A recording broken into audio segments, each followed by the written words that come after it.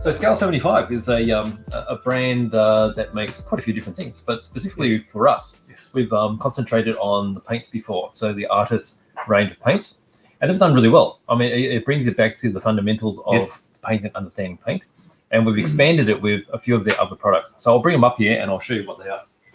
I guess to add to this, we also recently announced this in the newsletter that went out yesterday, so anyone who was lucky would have been notified about that. Oh, definitely, yeah. Yes. So, if you join our newsletter, since we're talking about that, you will get some notification a bit earlier. So, yes, there is a newsletter showing the new range that we have. So, all right, let's start off. So, we've got their new range of metallics, which they call Metal and Alchemy. So, these particular colors, traditionally acrylic or water-based paints don't have very good metallics because they're chunky, they're very realistic. Yeah. There's actually a huge range. I've only brought 4. I think there's about 15 in the range. That's right. And there's a lot of different in-between tones of traditional metals. And then there's also metallics, like I've got this pink metallic here as well. Now, there's a variety of different silvers. There's dark silvers. And particularly for the fantasy painters, if you're doing armor, even for the military painters doing engines and such, these give a really smooth feel, and they've got a really a super fine metallic flex through them. Yeah, you can see, actually, it's probably hard to see on camera in any case, but you can see that the metallic is really fine. Definitely. So, yeah, we've expanded to these because from what I can see, they're some of the finest metallics available in acrylics. So that's a great addition to the range. Do you need to use a special thinner for this metallic? No, you don't. Okay. You just treat them the same as any other acrylic. So you can thin them down with a touch of water, or you can get their acrylic thinner as well, which has got a little bit of alcohol in it. Yeah.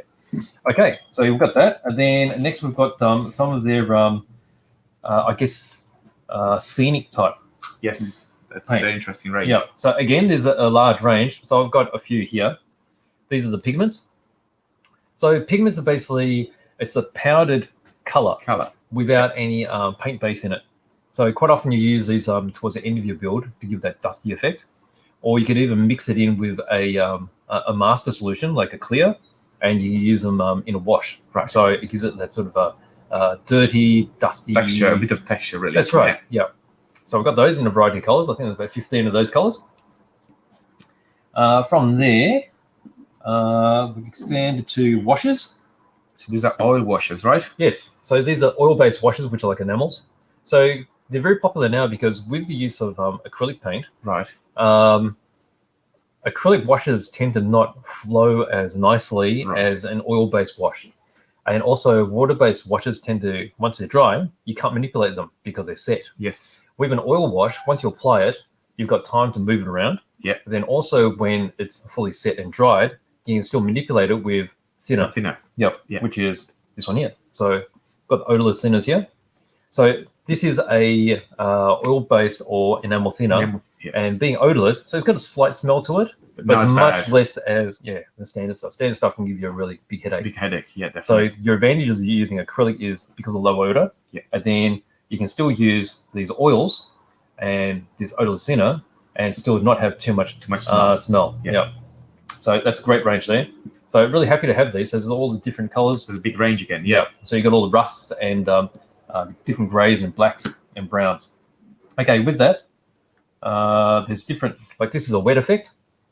So it's like a thicker clear. So the idea is if you want to do, say, a rain diorama, you've got splashes, and splashes are generally very, very shiny. Okay, so this is different to a clear paint because clear paint is doing a very thin covering.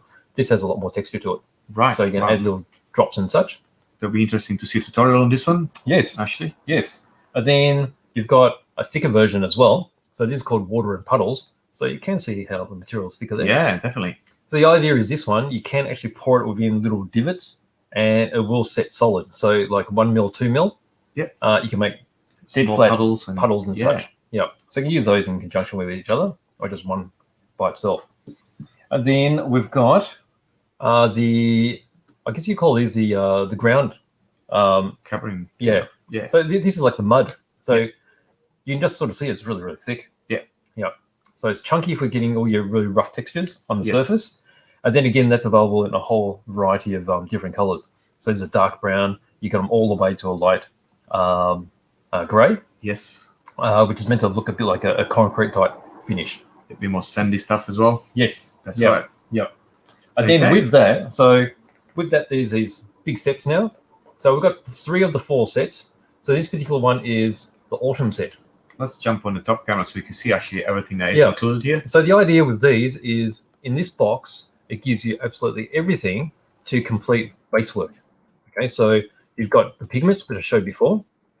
And then you've got some of the artist acrylics here for coloring the surface. There's some standard acrylic paints. There's a water and puddles, which I've just shown you here. You got mud effect, the pigment fixer, which is for setting down the pigment so it doesn't blow away. And then you've got acrylic paste and autumn ground color. So these are for creating the textured surface. I'll just move that up there. And then to complete everything, you've also got some rocks and some gravel. You got some grass tufts, and then also some loose leaves, which will allow you to do this. So you see it's got this dirty puddle in the middle. So with the clear puddle and water stuff, you just added a little bit of paint, and it gets a slightly transparent and flat surface. So these are great. So these have just arrived. So there's a summer set, a winter set, and then obviously what are we missing? We've got autumn. Autumn. There's autumn, summer. There's definitely winter. Winter. Yeah. Well, spring. Is spring, spring missing? Spring. It has to be missing. spring. There's 4 seasons, isn't there? Yeah. So to cover all the seasons. So that's a great set. Beautiful. So sometimes it can be very difficult to sort of understand all where the to bits start. that you need. Absolutely, everything's all in the box. If you're new to diorama, that's a very good way to start. Yes. And then once you get the basics, I guess it's easy to add things to it. Well, that's right. So with that one, even though it's specific for autumn, you just add a few other colors, and you'll be able to convert that to anything else. Absolutely. And then apart from that, now Scale75 is also very well known for their figures. So they started off with these sort of things. So 75 mil is 1/24 scale. 1/24. And so that's where they started off, and they expanded into paints and such. So this is more of their sort of traditional type. So this is one of their newer figures. This is Jessica Thunderhawk. It's a fantasy figure in 24 scale. Very, very nice. It's quite interesting because it has, I might just have a look at this closer up here. I'll just see her there. Okay, so she's a sort of steampunky figurine. You've got the corset. It's quite elaborate. She has a very long gun, and then she has the actual hawk here. And the glasses are very much typical steampunk kind of. Yeah, that's right. The old yeah. Perfectly round. And you can see all the different angles here. I think their sculpting is superb. They're quite spectacular. So if you're interested in things, these are magnificent. They're definitely very crisp and detailed. That's right. It's definitely impressive. Yes. So these are resin cast. Yeah, and because of the resin casting, you get that really super detail as well. So that's their 75. One of the examples of the 75 mil. And then apart from that, they've got 35th scale as well. So they've got this diorama. It's a bit of a set, isn't it? Yeah, so I quite like this because when the Soviets took Berlin at the end of the war, there's a really famous photo of the soldiers climbing up on, I don't know if the Reichstag or one of the buildings, and they hoisted the flag. The flag. So this is basically, you got 3 figures, you got a base hoisting the flag over Berlin. So that's got all the scenery included. So it's already a diorama all in one box. A full set. That's so brilliant. you can probably see it here. So that's your full base here. You got your 3 figures. Really very nice. And you got that flag there. Already by itself, just all in one box. It's all really emotive. It's got a really nice story. That's a good idea, actually. Yeah. And then we've got others as well. So this is just 2 I picked out. Yeah. So that's really exciting. That's scale 75. So big range here. Yes. And big restock actually, because the first delivery of a couple of months ago. Yes. Sold out really quick. It did. So specifically some of the sets actually. Yes. The basic wet palette, the sets went really well. Yes. So, well, I guess it's getting back into the true fundamentals of painting. That's right. That basic set, and you'll be able to find some tutorials I got online on YouTube, about how to use that, and then understanding the color wheel too, which I think is really important. Definitely. Yeah. I've got a question for you guys regarding Scale 75. Yes.